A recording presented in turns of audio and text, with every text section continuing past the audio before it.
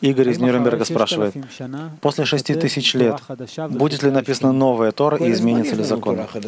Все время есть новая Тора, новый Творец. Все время. Относительно человека, разумеется. У тебя есть один Творец, а у меня другой. У каждого собственный личный Творец. Как мы можем сравнивать? Мы не можем наши килим.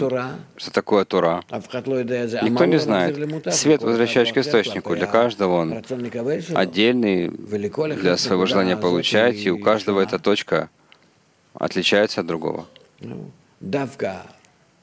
Именно после исправления, которое называется 6000 лет, тогда раскрывается один Творец, который наполняет одно кли.